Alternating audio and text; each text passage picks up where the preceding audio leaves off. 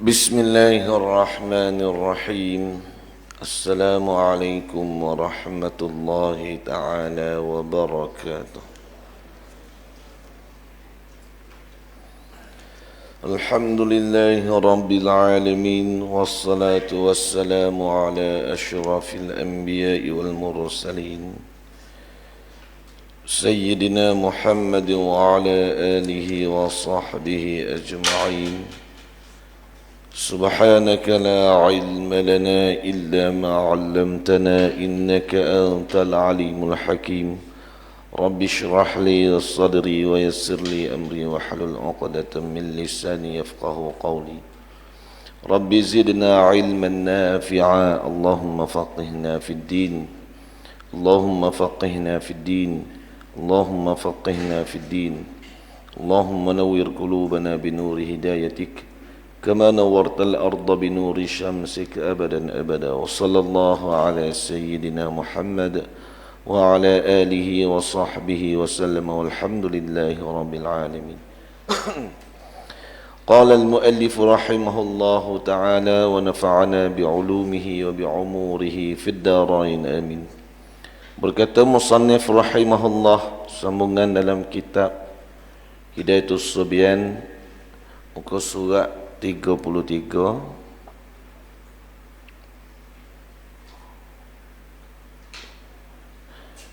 baris yang ke-7 daripada bawah.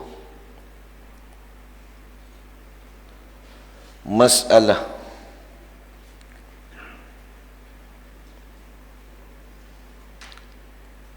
masih lagi dalam perbincangan berkenaan dengan perkara yang membatalkan puasa. Selesai dah, ada 9 perkara ni yang menyebabkan puasa ni. Puasa ada syarat-syarat wajib puasa, ada syarat-syarat sah puasa, ada rukun puasa. Yang terakhir, perkara yang membatalkan puasa. Setelah kita ketahui dan fahami semua, kemudian nak tengok, nak nilai diri kita sama ada kita faham ke tidak, lalu datangkan dengan masalah. Kata musannif rahimahullah, tiada harus membuka puasa bagi umpama orang potong padi. Potong padi. Orang ngeteh dan orang menggala tanah dan orang tanam padi dan umpamanya. Bagi kiahlah dengan apa ni, nak kata kerja berat. Orang buat kerja berat ni, dia boleh puasa pun dia ngeteh dah, ataupun dia gala tanah, ataupun duk menuai padi, duk tanam padi juga boleh puasa. Kata ulama tak boleh juga dia buka puasa. Letih tara mana pun tak boleh buka puasa, kecuali ada ni syarat. Ni bukan katanya tak boleh semua, tapi kalau ada syarat dia, cukup 6 syarat baru boleh buka puasa. Ni kiranya bulan Ramadan ni lah.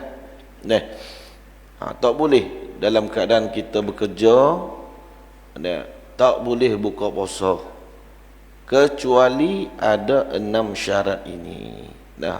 Tak kira lah dah. Kiyah dia kata, dan umpamanya ikutlah kiyah lah. Kalau seningat tanah gabah, tanah terbakar, tanah timun, tanah jagung, tu tak boleh buka puasa di bulan Ramadan kecuali cukup 6 syarat. Pertama, bahawa tiada dapat ditakhir akan kerjanya itu kepada bulan Syawal. tak boleh kita nak tangguh nak kerja tu kepada bulan Syawal, kena buat juga bulan Ramadan. Maka boleh dah sah syarat. Tapi kalau boleh tangguh sahaja yang kita nak pergi buat bulan Ramadan, waktu tak boleh. Ni kalau tak boleh dan nak tangguh, contohnya kalau masuk bulan Syawal, banjir besar. Banjir besar tak boleh, orang dah bagi dah kaji cuaca kata bulan Syawal berlaku ribut taufan, banjir besar. Nak selesaikan tanaman, urusan kena selesaikan di bulan Ramadan. Maka itu tak ada cara lain dah. Maka boleh sah syarat, baru boleh sah. Dia kena cukup ni kalau nak buka puasa juga di bulan Ramadan. Yang kedua, bahawa tiada dapat dikerjakan dia pada malam. Tak boleh buat kerja di malam hari. Kalau boleh buat kerja malam hari, tak boleh juga buka puasa. Nak kata bukannya Senin nak buka puasa boleh Ramadan ni. Tu. Ataupun dapat dikerjakan dia pada malam tetapi tiada memadai. Boleh buat kerja malam tapi tak cukup, tak sempurna. Tak memadai ni maksudnya tak cukup dan tidak sempurna. Kena buat di siang hari juga baru jelas. Maka membawa kepada binasa, ia boleh menyebabkan kepada urusan itu jadi tergendala ataupun musnah kerja buat itu binasa, jadi rosak. Boleh buat kerja di malam tapi tak menyebabkan kepada kerja buat kita tu, urusan tanaman kita tu, urusan segala tu jadi masalah besar. Maka masuk dalam masalah yang kedua, syarat yang kedua dah dapat dah. Kelonggaran syarak membenarkan kita membuka puasa di bulan Ramadan kalau atas keperluan mendesak. Bila mana cukup 6 syarat ini. Yang pertama, tak boleh ditangguhkan lagi di bulan Syawal. Yang kedua, tak boleh nak diuruskan di malam hari. Waktu malam tak boleh nak buat kerja. Ataupun boleh buat kerja menyebabkan kepada masyakkah sangat, tak memadai dan boleh bawa kepada rusak binasa tanaman kita tu. Maka dapat 2 syarat. Boleh 2 syarat. Yang ketiga, bahawa masyakkah atasnya puasa, kepayahan jadi susah tu masyakkah. Jadi susah, kepayahan sangat berpuasa akan sebagai masyakkah, akan sebagai susah yang tiada tanggung pada adat. Kebiasaannya tak boleh nak tahan. Kering sangat-sangat tak boleh nak, tak boleh nak dah. Panahnya terlalu perik. Maka itu dipanggil masyakkah, sebagai masyakkah yang tak boleh ditanggung pada adat, pada kebiasaan. Kebiasaannya pada urufnya, ni tak boleh nak tanggung. Mungkin suhu kepanasan itu ada tinggi menyebabkan tak boleh kita nak bertahan. Maka barulah datang keharusan untuk kita membuka puasa. Tapi baru boleh 3 baru.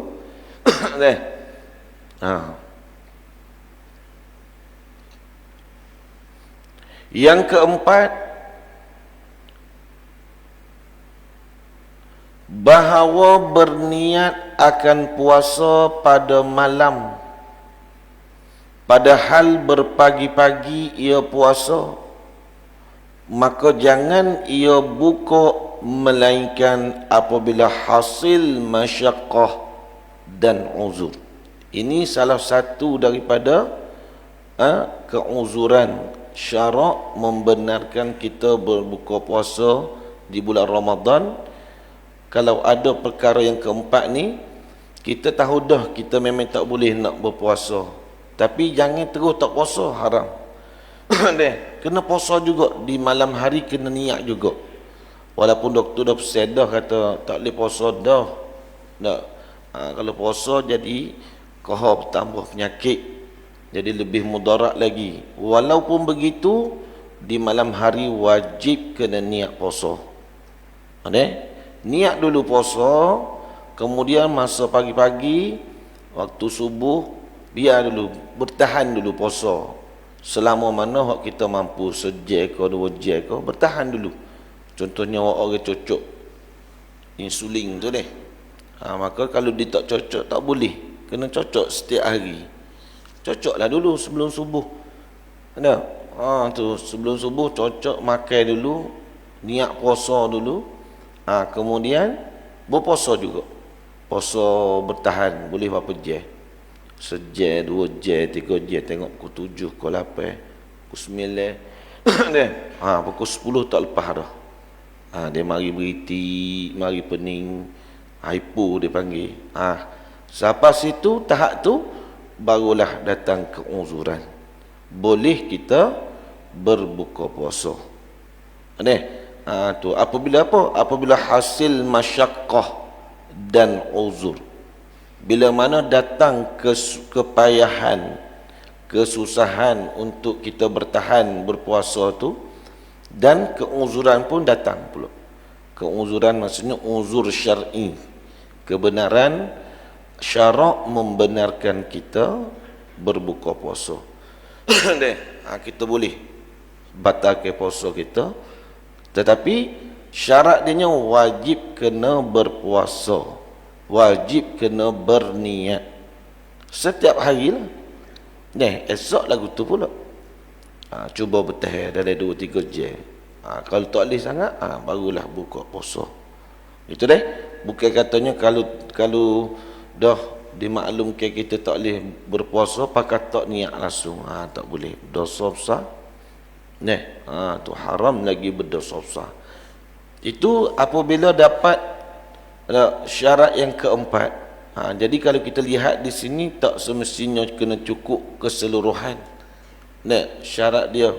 Begitu juga kalau kita kerja berat, seperti tanam padi, kita nak menuai ataupun kita nak mengeteh. Tahu dah, kalau kita mengeteh hari ni, memang tengah hari itu kita buka. Pakai tak puasa terus, tak boleh berdosa dah. Malam tu kena niat dulu. Kena puasa dulu, masa buat kerja tu puasa dulu. Lepas tu kita bertahan dulu buat kerja. Selagi boleh bertahan sampai pukul 10, pukul 11, pukul 12. Duk ngeteh. Sebab apa? Kalau tak ngeteh, masa ni boleh puasa, nanti masuk bulan Syawal, buah besar, banjir besar. Maka kena selesaikan juga di bulan Ramadan. Maka kita buat, tak ada masalah. Syarat tak menghalang pun, agama kita tak menghalang pun, walaupun boleh puasa sekalipun. Tapi kalau boleh ditangguhkan, wajib kita tangguhkan. Kerana apa? Kerana beri laluan di bulan Ramadan, menghormati 1 bulan.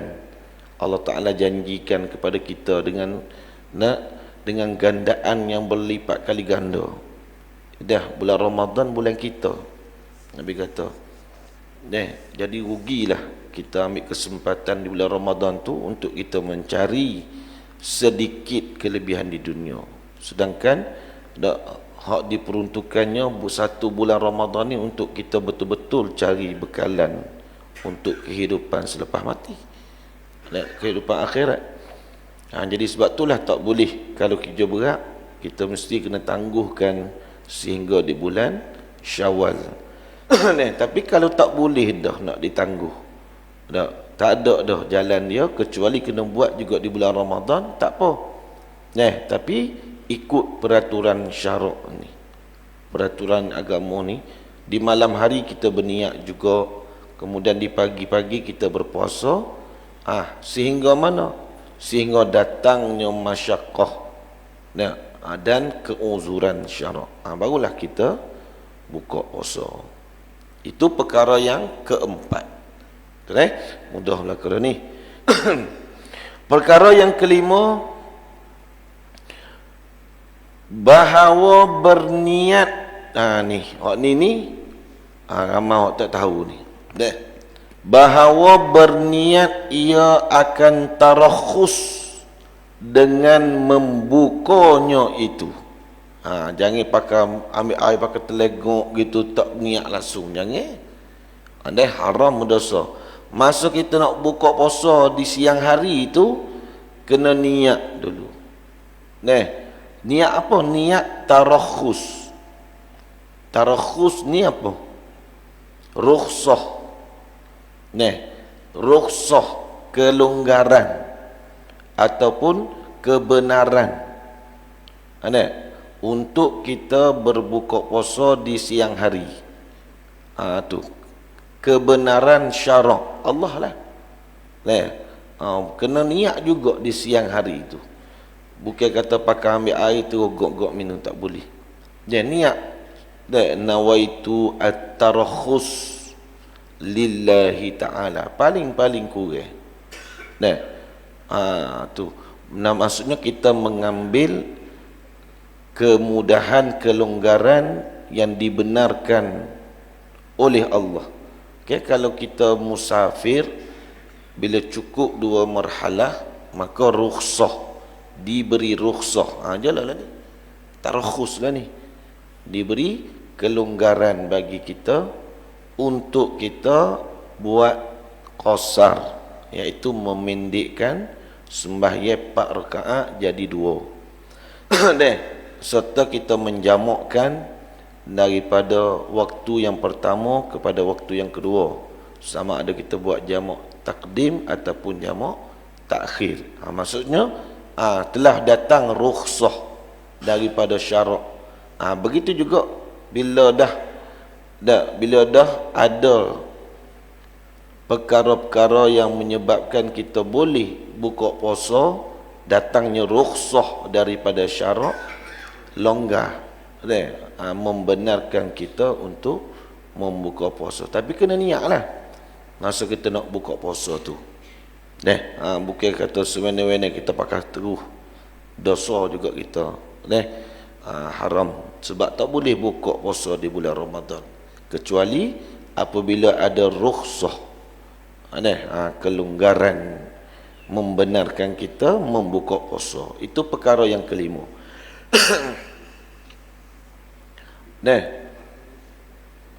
Kemudian last sekali yang keenam,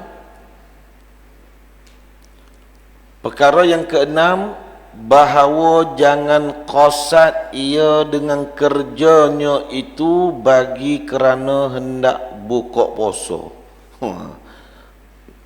Sengaja pergi buat kerja berat kerana apa? Kerana nak buka puasa. Waktu tak boleh. Jangan ada qasad. Maknanya kita tak usah duk mikir pasal buka puasa. Buat kerja dulu. Ni pagi-pagi pun kos niat dah nak paning, nanti pukul 10 nak buka puasa lah. Waktu tanggunglah nanti. Dosa.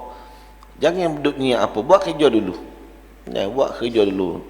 Akak besi dulu. Dah akak besi berat tengah panas. Buat kerja dulu. Jangan mikir pasal nak buka puasa. Siapa satu tahap dah tak boleh dah nak tahan, barulah buka puasa niat. Tu. Saja aku buka puasa kerana rukhsah daripada syarak, kerana Allah Ta'ala. Niat gilah lagu mana pun. Saja aku buka puasa kerana rukhsah daripada syarak, kerana Allah Ta'ala. Asalkan ada niat. Maka 6 perkara ni kalau ada, baru boleh kita buka puasa. Kena cukup ni syarat ni. Habis.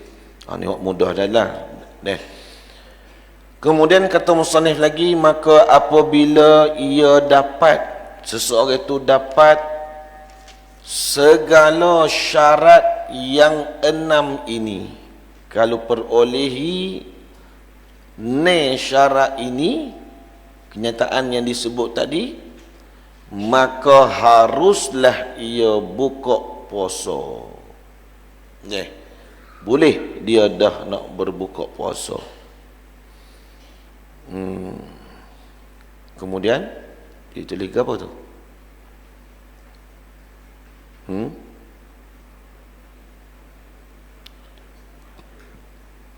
Sama ada. Dalam kitab Jawi Singya mi Ali. Tengok sini masuk rasa-rasa makna dia sama ada. Kalau dalam bahasa Arab dipanggil, dia baca siyama. Tak kira lah makna samanya. Kita tak mudah sama ada, sebab dalam kitab Jawi dia ada ya dak. Singya dak. Singya min alih. Siyama kalau dalam bahasa Arab. Sama ada, sama lah juga. Dalam bahasa Melayu sama ada. Jadi kita tak tahu tuan guru ni ditulis dalam bahasa Arab ke ditulis dalam bahasa Jawi. Kalau dalam bahasa Jawinya, bahasa Arabnya, siyama ada pekerjaan itu bagi dirinya ataupun bagi orang lain. Bahasa Melayu sama ada, boleh kita buka puasa ni diharuskan sama ada pekerjaan itu ialah pekerjaan bagi diri dia, pekerjaan diri dia sendiri, hak dia sendiri, ataupun kita pergi buat hak orang lain, pergi tolong orang. Pun sama juga. Orang mari minta tolong lawe, mari kita ngetai ni tak ada kawan sore. Dia minta tolong, ataupun kita pergi ambil upah kau ikutlah. Sama ada untuk pekerjaan diri kita ataupun pekerjaan itu untuk orang lain.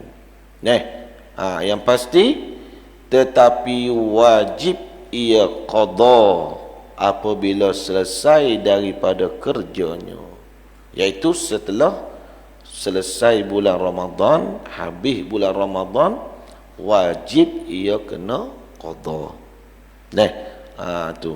Cumanya di sini ada perbahasan sedikit daripada ulama. Wajib qada tu maksudnya kena segera ke ataupun boleh kita tangguh. Maksudnya bila masuk bulan Syawal wajib kena terus qada ke ataupun boleh kita tangguh. Tangguh ke bulan Muharram ke bulan Safar ke. Ada ulama kata wajib kena segera kalau kita mampu, sihat. Lepas pada habis selesai Ramadan, bila masuk je Syawal terus wajib kena qada balik semua. Ada ulama kata wajib kena qada dalam tempoh setahun. Dalam tempoh setahun, sebelum bertemu bulan Ramadan yang berikut. Kalau bertemu bulan Ramadan berikut, wajib kena bayar denda. Kena bayar fidyah. Tu, dan berdosa kalau kita tangguh dengan tanpa uzur. Tu kalau berkenaan dengan qada. Dia tak serupa dengan semaya dah. Qada semaya dengan qada puasa sama-sama rukun, tapi perbahasan dia berbeza. Dan kebanyakan ulama katanya dalam masalah semaya ni tak ada fidyah, kecuali orang tu mati tak ada. Tak ada selesai. Jadi kita selaku anak orang tua kita, kita tak tahu lagu mana dia dalam kubur nanti. Tolong dia dengan cara lagu mana? Kita nak tolong qada semaya kita pun duk bercetek lagi. Boleh tak? Boleh, tak ada masalah nak tolong qada semaya orang tua kita. Aku sendiri pun tak habis-habis lagi kata. Jadi kita tolong apa? Kita tolong bayar fidyah. Moga-moga boleh menutup. Buatlah, jangan buat semua selok. Sotrela tak cukup. Dah kalau 5 waktu, 5 cukup. Baru sehari. Cuba darat dengan setahun. Ini sotrela sungguh. Pitih ada 100,000 tak cukup. Ambil lah dalam setahun kau. Tolong bayar fidyah untuk orang tua kita. Setahun pun banyak dah. Bayar untuk setahun. Setahun tu dia pergi carilah mana-mana semaya hok dia tertinggal ke, hok dia lupa ke. Sebab tak kira lupa ke apa ke, semua kena tanya nanti. Jadi bila kita bayar fidyah ni, kurang-kurangnya dapat membantu. Ini inisiatif ulama. Tapi ada khilaf. Ada ulama kata tak boleh, ada ulama kata boleh. Untuk masalah semaya. Tapi puasa pasti. Mesti kena bayar dengan fidyah. Satu hari satu cupok. Satu hari satu cupok. Baru 2,5 kalau ni 2 berapa? Kalau ikut air maik ini 2 berapa, 2 ni deh. Tak siapa pun dari 2 kita basi 2,5. Untuk satu hari puasa. Allah, 2,5 pun kedekut nak keluar kau. Kena bayar. Sebab apa? Takut-takut ada tertinggal, ataupun takut-takut ada hak tak sah. Kita puasa tak tinggal, tapi takut ada hak tak sah. Tu maka ditutupi dengan fidyah. Jadi kalau satu hari satu cupok, kalau 30 hari baru 30 cupok. Untuk mana? Untuk setahun. Jadi kalau puasa tu buat langsam semua. Kira kalau 60 tahun potong 15 hari. Jadi hak lain semua buat belaka. Sebab kalau yang fidyah untuk puasa ni, semua ulama kata, muktamad katanya ada fidyah, kena bayar. Jadi kita bayarlah fidyah untuk puasa, cumanya ambil sedikit untuk semaya. Tu atas terpulai pada kita lah. Ada orang buat untuk orang tua dia, ada orang buat untuk diri sendiri pun ada. Dia tak mati lagi tapi dia buat siap-siap. Ada kita pun pelik juga dulu, tok guru dulu.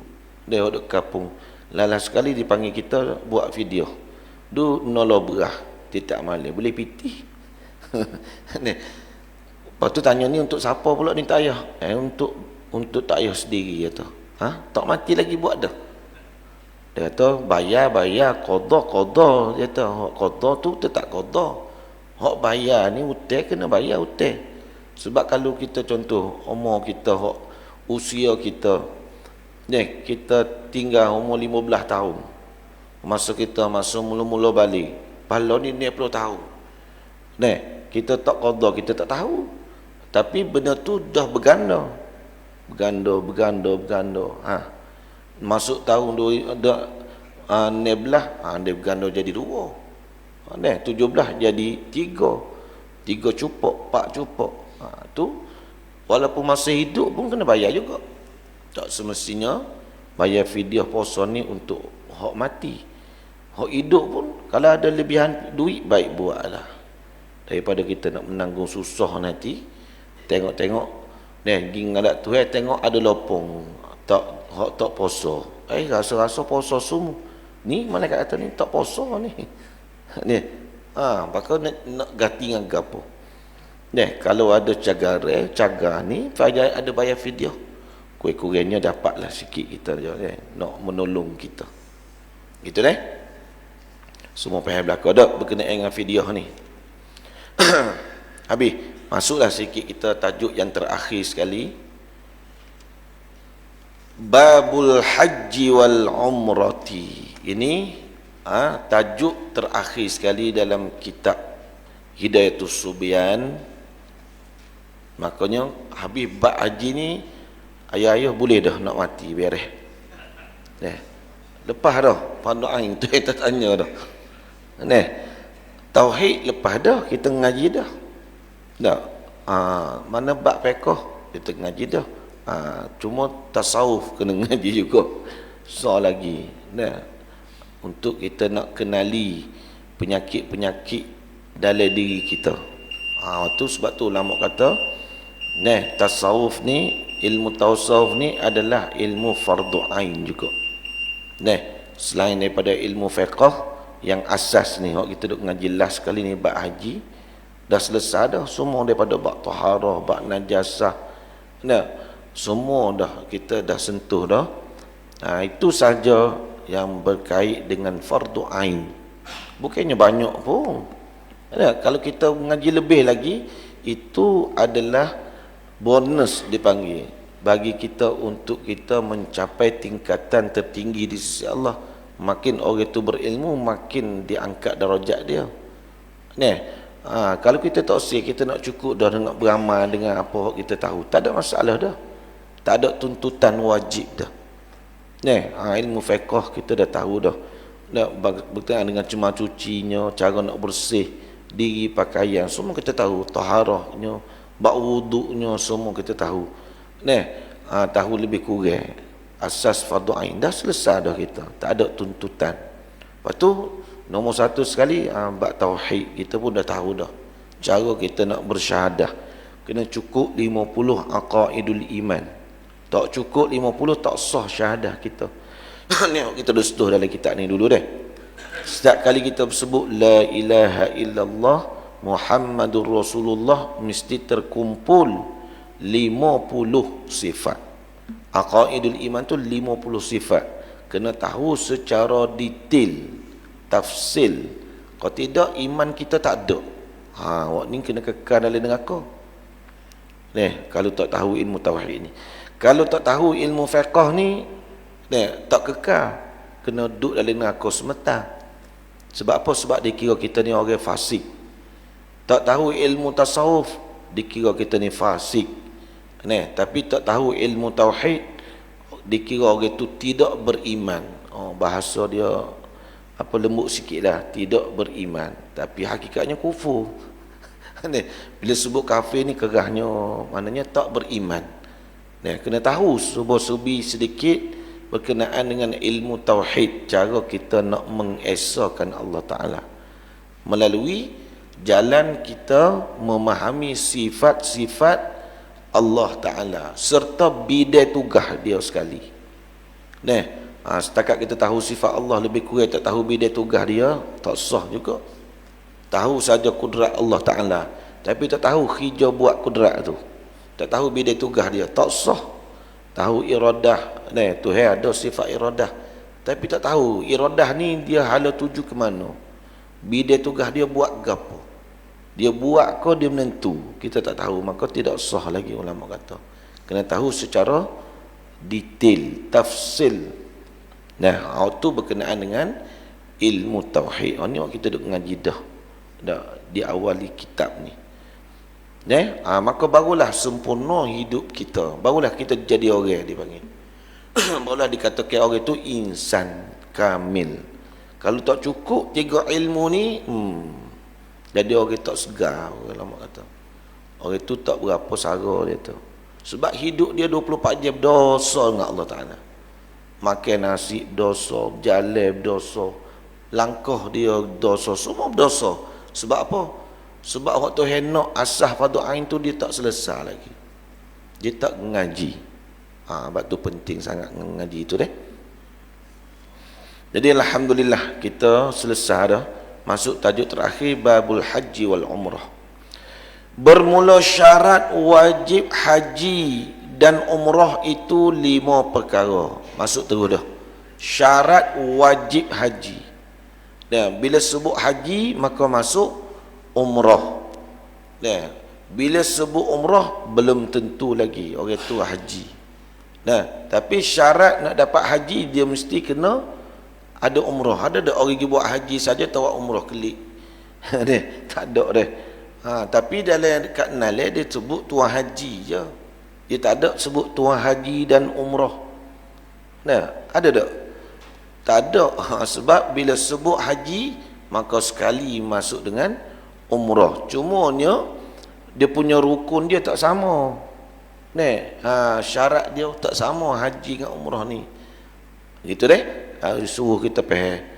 Ada 5 perkara syarat wajib haji. Pertama, Islam. Yang kedua, akil, berakal. Yang ketiga, baligh. Kalau kita pergi haji masuk kanak-kanak, maka bila dah balik kena pergi sekali lagi. Sebab masa kita pergi sebelum balik tu tak wajib. Tak wajib lagi. Yang wajib kena buat hajinya berakal, dan baligh siapa umur. Kalau retina kat 9 tahun ke atas. Neh, tu. Kalau orang jatuh 15 tahun ke atas. Neh, kalau dia apa? Sebelum kemuncak kepada umur baligh dia tu bermula daripada 15 tahun. Kalau retina 9 tahun untuk bermulanya waktu haid dia. Itu bila baligh. Yang kedua akal. Yang keempat merdeka. Merdeka. Yang kelima kuasa. Kita ada kemampuan. Itu syarat wajib haji. Kalau tak cukup 5 perkara ni, maka tak wajib kita pergi haji. Tak cukup pitih. Lah ni kena 20,000 baru boleh pergi haji. Kita mana ada pitih. Maka tak sudut fikirlah, tak menjadi kewajipan. Dia bila cukup 5 syarat ni baru wajib. Orang kata ambo tak ada pitih tapi ada tanah, wajib tak pergi haji? Tanah dia ada 100 hektar. Tanah sawit, tanah padi semua. Tapi pitih tak ada. Lagu mana orang tu? Wajib tak dia kena pergi haji? Kena faham. Jangan kita menghukumkan sesuatu benda tidak ada dalam hukum, kita pergi hukum. Jangan. Wajib tak pergi haji? Dia pitih tak ada. KJL dia tak menentu, tapi dia ada tanah saka. 100 hektar ada. Namun dia memang hak milik dia, tak ada power, tak ada apa-apa, tak ada kursi, tak ada syarikat. Masih wajib tak dia pergi haji? Tak wajib. Tanah ni bukan harta untuk yang dimiliki. Kecuali dia pergi jual. Dia pergi jual selok. Boleh 50,000. Barulah datang kewajipan untuk dia mengejari. Kalau dia biar gitu, 100 hektar pun tak, 100 hektar bukannya benda harta yang dimiliki. Dia boleh tengok aje lah. Tapi bila dia jual, boleh pitih dalam bentuk duit, di situ barulah wajib dia kena buat haji. Sebab apa? Sebab dia kira dia mampu dah kuasa. Gitu deh.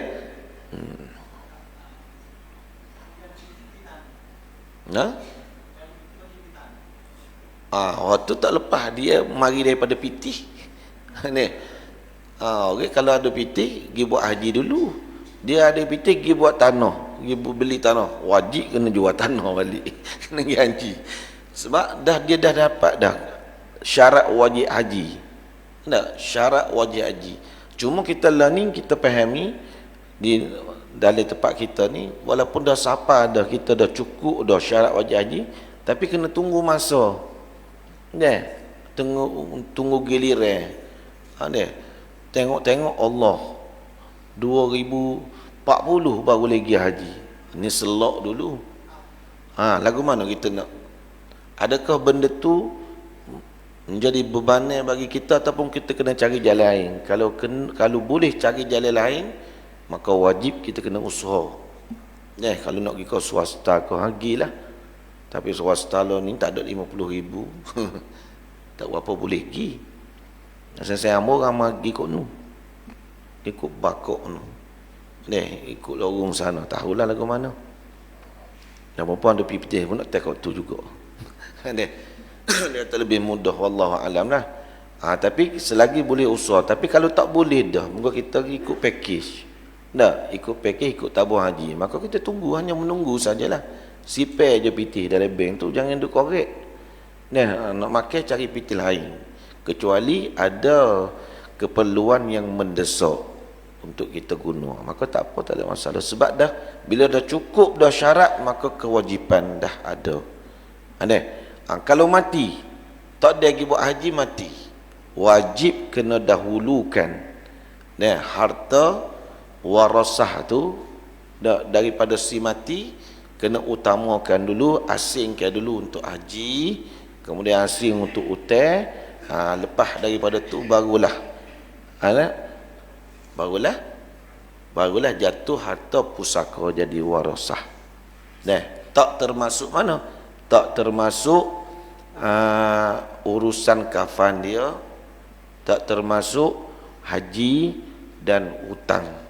Lepas daripada tu, lebihan itu barulah jatuh kepada warasah. Pembahagian saka. Itu sebab apa rukun ni? Kalau tak selesaikan rukun, Allah dah, maka kita tertanggung, tak boleh masuk syurga. Habis sikit lagi. Bermula syarat jatuh keduanya, berlaku keduanya. Kedua gapo?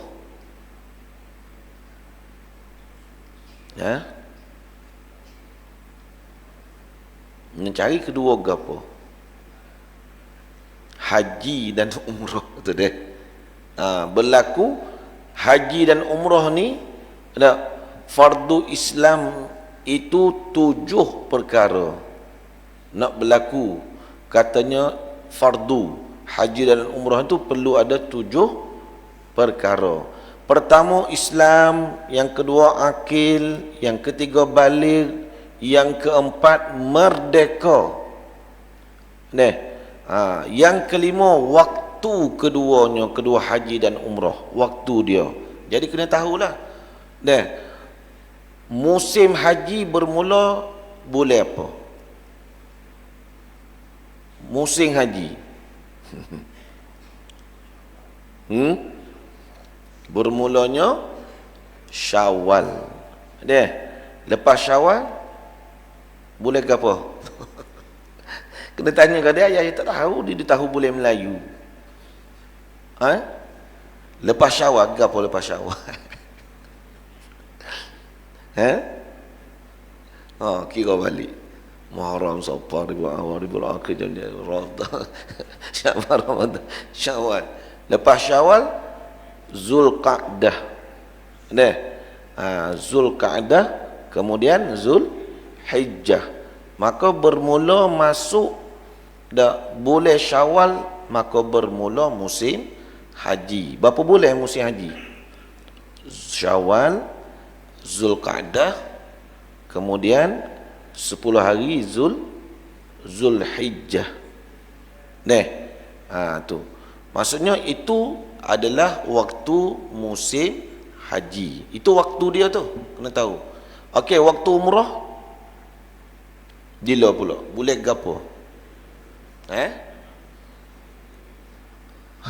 Bila? Kena jelas. Waktu umrah terbentang 12 bulan. 12 bulan itu waktu umrah. Ni kena jelas ni, sebab ni fardu ni. Kena tahu. Umrah bila-bila masa saja. Sebab tu kita boleh buat haji tamattu', boleh buat haji ifrad. Kita boleh nak buat haji qiran. Tu sebab lihat kepada umrah yang kita buat. Kalau kita buat umrah dulu baru buat haji, itu nama dia haji ke apa? Tak dulu ramai orang tak pergi haji gini.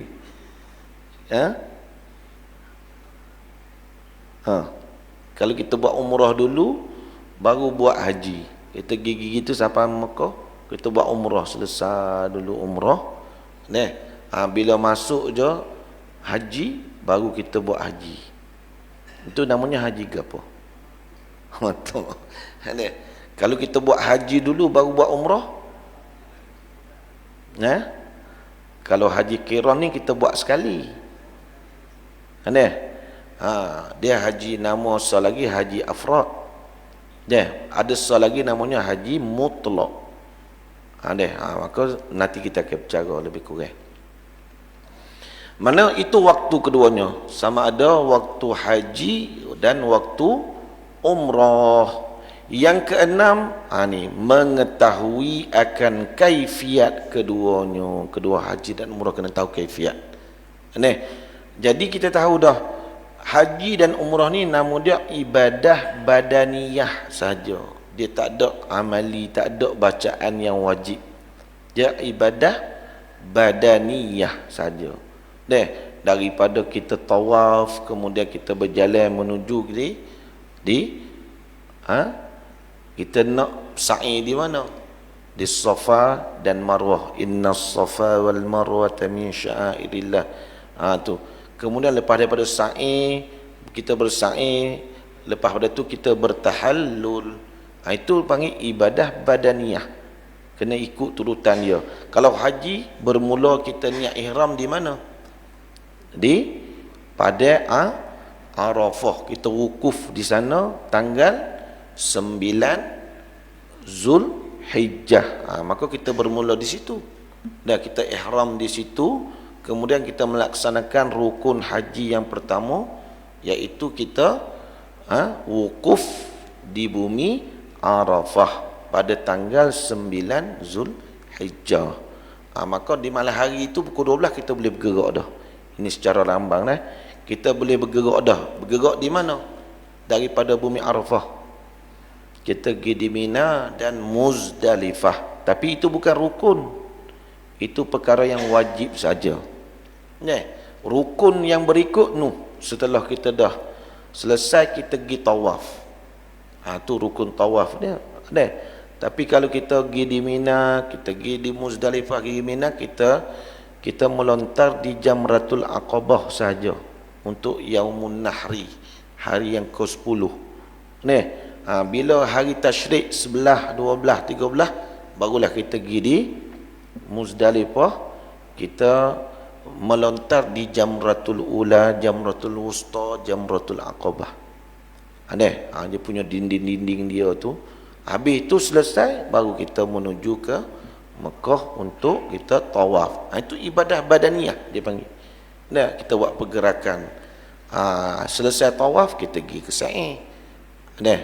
Tu selesai sa'i, baru boleh kita cukup bertahallul. Itu dia Maknanya kita mengetahui kaifiat. Itu kaifiat. Kalau umrah pula, kita nak bermula ihram di mana? Dia ada waktu dia, dia ada tempat dia. Dua-dua kena tahu. Kita nak bermula di mana? Itu kata kita mengetahui akan kaifiat. Yang ketujuh, mengetahui dengan segala amal keduanya, kerja buat. Ni kaifiat, cara-cara dia. Kemudian amali kita tu. Praktikal kita tu. Jadi bermula kaifiat menunai akan kedua haji umrah tu atas 4 wajah. Ni telas kita baca sikit cara dianya ada 4. Kita pilih kita nak buat mana. Yang pertama nama dia itlaq. Tu dipanggil haji itlaq. Itu kaifiat dia. Bila kita pergi tu, bila nak buat haji, buat umrah tak apa. Kalau bila kita nak pergi buat haji, kita kena pilih salah satu daripada 4 wajah ni. Yang pertama nama dia itlaq. Umum. Maksudnya itlaq ni maksudnya umum. Iaitu masuk ia kepada ihram dengan tiada tertentu kepada haji dan umrah. Dia tak ada niat, dia umum saja. Tak ada niat nawaitul hajja wa ahramtu bihi, tak ada. Nawaitul umrata wa ahramtu bihi, tak ada. Dia niat umum. Seperti mana? Nawaitul ihrama lillahi azza wa jalla. Itu namanya itlaq, umum. Dia gitu niat semata-mata ihram. Tak ada ihram sebab haji, tak ada ihram sebab umrah. Ihram semata-mata ihram. Itu nama dia itlaq. Makna dia gini. Sahaja aku ihram kerana Allah Ta'ala. Dia pakai niat gitu je. Nama dia itlaq. Ni jari orang buat ni. Itu yang pertama. Ini kaifiat dia. Maka kita tengok bila kita buat haji, kita duduk di bawah mana. Yang kedua nama dia afrad. Ramai orang baca ifrad dia. Haji mana? Mau buat haji ifrat, dia kata. Tak apalah, makna supo je. Mana dia? Apa yang dikatakan ifrat tu? Iaitu mendahulu ia akan haji atas umrah. Tu. Dia buat haji dulu, selesai haji, habis musim haji, sebelum dia kelik baru dia buat umrah. Dia pergi di Mekah. Bila masuk je musim haji tu, masuk dia gitu hak mengujun dah. Bila tanggal 9 Zulhijjah dia terus buat haji dulu, dia tak buat umrah. Buat haji dulu, selesaikan haji semua, setengah rukun-rukun dia semua, kemudian selesai barulah dia buat umrah. Itu namanya haji afrad. Mendahulukan haji atas umrah. Itulah dia kata yang afdal. Yang paling comel sekali kita buat haji afrad. Tapi syarat dianya, jika mengerja ia seseorang akan umrah pada tahun itu jua. Dia kena buat umrah dalam tahun tu jugalah. Jangan buat dalam tahun tu, dalam tahun lain. Masuk Muharram, tak buat lagi umrah. Tak boleh, dia kena buat umrah dalam tahun yang sama. Jadi kalau nak buat haji Zulhijjah, lepas habis Zulhijjah tu kena buat terus umrah. Jangan sampai masuk bulan Muharram. Kalau masuk bulan Muharram dah masuk tahun lain dah. Kena buat tahun yang sama. Lepas habis haji selesaikan umrah terus. Barulah nama dia haji afrad. Tapi risiko dia tinggi sikit lah ni. Kena bayar dam tak kalau buat haji afrad? Tu tak kena bayar dam. Yang kena bayar damnya haji tamattu qiran. Tu kena bayar dam. Tapi kalau haji afrad tak kena bayar. Sebab dia buat haji dulu bawa umrah. Niat dia lagu mana? Niat dia nawaitul hajja wa ahramtu bihi lillahi ta'ala. Ingat kita sama ada kita buat haji ke, kita kena buat ihram, kena buat umrah ke, mesti kena ada ihram. Kalau kita semaya mesti kena ada takbiratul ihram. Sama lah juga kalau kita buat haji mesti kena ada ihram. Ihram untuk haji, ihram untuk umrah. Maksudnya ihram ni kita mengharamkan benda yang dihalalkan sebelum kita buat ibadah. Kita takbiratul ihram, semuanya jadi halal. Bila kita takbir, dia jadi haram semuanya. Kecek tak boleh, gerak tak boleh. Tapi dalam bab haji umrah ni, dia ada peraturan dia. Ada perkara-perkara yang dilarang semasa kita berihram. Kalau kita langgar juga, pergi buat juga, kena bayar denda. Ada yang menyebabkan terbatal ihram kita. Ada gapo contoh? Di tengah ihram molek-molek batal. Bersetubuh. Bersetubuh masuk ihram, pergi setubuh tak boleh. Kebanyakan majoriti ulama kata batal. Ada ulama kata dia haram saja. Tapi hak majoriti kata batal terus. Kalau hak lain tak batal, kena bayar dam. Tapi kalau bersetubuh terus jadi batal lalu dah. Niat dia nawaitul hajja wa ahramtu biha lillahi ta'ala. Sahaja aku mengerjakan haji dan ihramlah aku dengan dia kerana Allah Ta'ala. Kita baca perkabilah sikit lagi Yang ketiga, nama dia haji tamattu', iaitu mendahulukan ia akan umrah atas haji. Buat umrah dulu, pergi Mekah, tu buat umrah dulu, selesaikan umrah. Bila masuk dia musim haji, waktu dia untuk kita nak melaksanakan haji, maka barulah kita buat haji. Selesaikan umrah dulu. Nama dia haji tamattu'. Dia mudah je. Ngaji bab umrah ni 5 minit boleh pergi dah umrah. Ni takut nak pergi buat umrah. Allah takutnya nak pergi umrah sebab tak belajar. Ustaz dia tak belajar. 5 minit je mengajar bab umrah. Mengajar je hang boleh pergi dah. Dia tak ada baca khusus. Dia nama dia ibadah badaniyah. Kemudian mengerjakan haji, mendahulukan umrah atas haji, tetapi jikalau mengerja ia akan umrah di dalam bulan haji kena dam. Tu je. Bulan haji. Bulan hajinya bila? Bila? Syawal, Zulqa'dah, Zulhijjah. Kalau kita buat umrah bukan di bulan haji, tak kena bayar juga. Sebab kata kena bayar kalau kita buat umrah di bulan haji. Gitu deh. Niat dia lagu mana? Niat dia nawaitul umrata wa ahramtu biha. Tadi wa ahramtu bihi. Tapi kalau kita niat untuk tamattu', nawaitul umrata wa ahramtu biha lillahi ta'ala. Artinya sahaja aku mengerja akan umrah dan ihramlah aku dengan dia kerana Allah Ta'ala. Last sekali. Yang keempat, kaifiat yang kita perlu ketahui dalam mengerjakan haji dan umrah ni. Kaifiat yang keempat, nama dia qiran. Haji qiran. Lagu mana cara dia? Iaitu bahawa ihram ia dengan kedua-dua. Tu.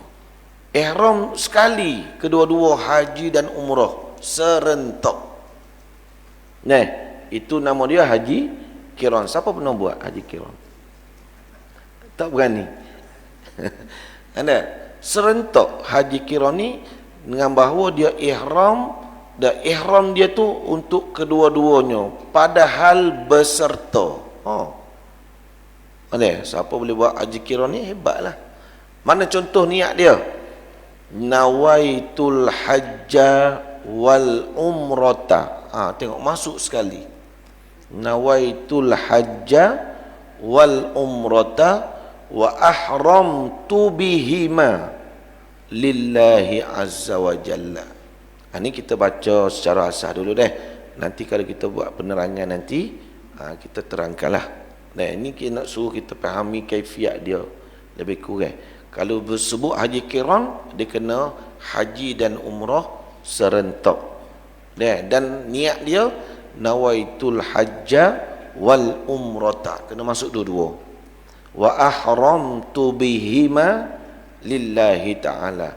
Artinya sahaja aku mengerja akan haji dan umrah, masuk sekali dah. Dah bermolek masuk musim haji, buat qiran teruslah. Dua-dua sekali. Dan ihramlah aku dengan keduanya kerana Allah Ta'ala. Tetapi dia kata pada qiran ini wajib dam. Kenapa wajib dam? Sebab kaedah yang kita pergi, apabila umrah dilakukan pada bulan haji. Apabila umrah dilakukan pada bulan haji, maka kena bayar dam. Kenapa haji afrad tak kena bayar? Kenapa tak kena bayar?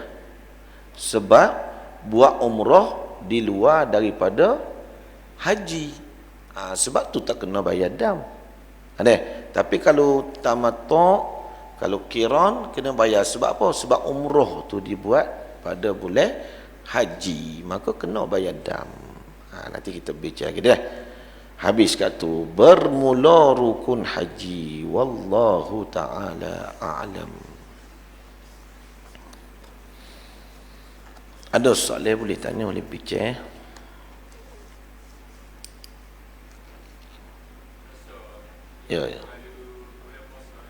Ya.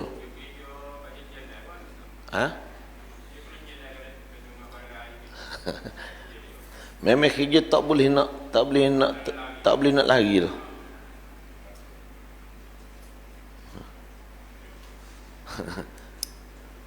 Kerja nyelai air.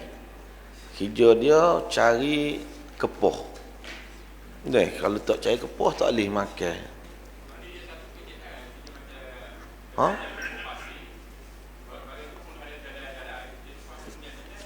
Iyalah, samalah juga kalau cari kepoh pun untuk kita nak nak nafkah. Menanggung nafkah ataupun kerja selain pasir ke apa kan. Dia ingat dia kalau puasa bila kita masuk je dalam air maka terbuka rongga. Rongga akan terbuka dan batal puasa. Menyebabkan batal puasa. Jadi kalau hijau tu macam tadilah kita kata. Macam kita guna tadi bila cukup syarat. Dah tak ada dah. Tak ada dah yang boleh ditangguhkan, melainkan wajib juga kita kena kerja di bulan Ramadan. Maka tak puasa kita tu jadi tak jadi walaupun selepas daripada kita selesai kerja, tetap kita kena bertahan, kena menahan imsak. Tak boleh kita makan sewenang-wenang. Tapi puasa kita tu sudah batal dan wajib kena qada. Setiap kali kalau kita nyelai pun, maka dikira kita catat. Dicatat. Macam kita ngetel lah. Macam kita buat urusan padi. Maka puasa kita tu tidak sah, terbatal. Tapi di malam hari kena niat dulu. Niat dulu, puasa dulu. Kena pergi pukul 10. Kena nyelai pukul 10. Maka bila nyelai pukul 10 tak apalah. Nyelai. Bermakna satu hari tu kita buka puasa di siang hari. Cuma nanti lepas daripada bulan Ramadan wajib kena qada. Gitu deh. Wallahu ta'ala a'lam. Aqulu qawli hadha wa astaghfirullahal azim. Wassalamualaikum warahmatullahi ta'ala wabarakatuh. A'udzu billahi minasyaitonir rajim. Bismillahirrahmanirrahim. Alhamdulillahi rabbil alamin wassalatu wassalamu ala asyraf. Allahumma zidna ilman nafi'a. Allahumma faqihna fid din. Allahumma dhakkirna minhu ma nusina wa 'allimna minhu ma jahilna. Wa sallallahu ala sayyidina Muhammad wa ala alihi wa sahbihi wasallam. Walhamdulillahi rabbil alamin.